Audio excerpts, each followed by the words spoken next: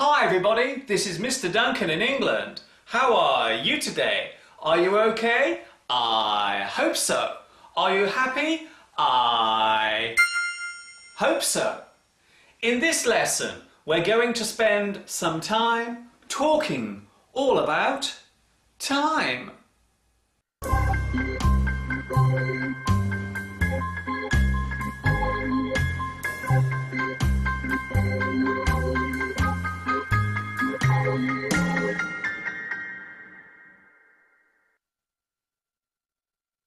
The easiest way to describe time would be to say that it runs in the form of a straight line. That is the reason why we often describe time as being linear. There are some pretty strict rules when it comes to our understanding of time. For example, time can only go forwards. Time cannot be slowed down. And time cannot be stopped. Luckily for us, we have a neat little system called stressing tense. This allows us to use words to show when something has happened, if it's happening now, or when it will happen. But how does this relate to learning English? I will tell you. In English grammar, we need to know when an event is happening, and we need to be able to show it clearly by what we say.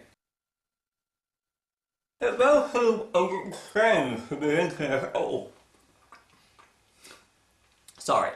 It may seem a little strange to be linking the subject of time with learning English, but in fact there is a very strong connection between the use of English and its relation to time. Needless to say, everything happens at a certain time, so it is important for us to be able to say when a certain event happened. We have three basic points to consider when talking about placing an event at a particular moment. We have the past, we have the present, and of course we have the future. It is also worth remembering that the only part of this that is moving forward is the present. The future always lies ahead, and the past is constantly trailing behind. However, the present is also constantly changing. It is a little bit like sitting in a moving car. The car represents now, and the road is time itself. So when speaking English, you will need to know how to express words to clearly show the point of time to which it relates. A very simple example would be did, doing, do. I did it in the past. I have done it already. I'm doing it in the present. I'm doing it now. I will do it in the future. I will do it later. I did my homework. I did my homework in the past. I've done it already. It's already been done. I'm doing my homework. That means it is being done now. I will do my homework. That means it will be done later, in the future.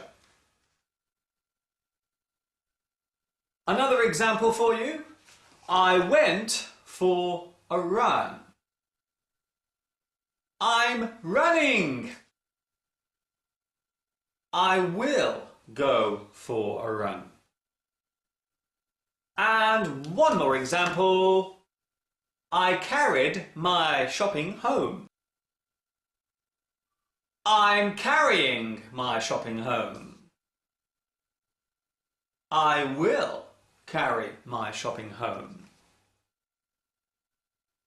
If I used the word walked in a sentence, would I be talking about something I did already in the past, or would I be talking about something I will do later in the future.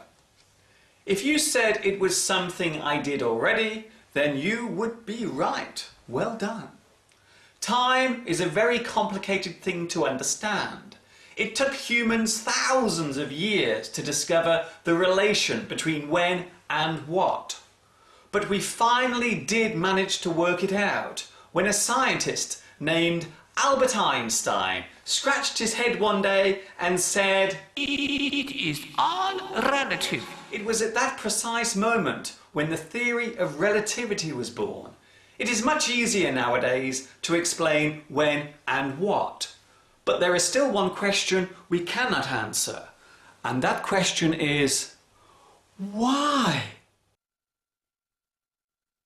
There are some idioms and proverbs which relate to time. For example, time waits for no man.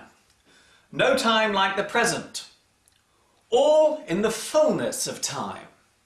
Just in the nick of time. A stitch in time saves 9. Time marches on. The sands of time.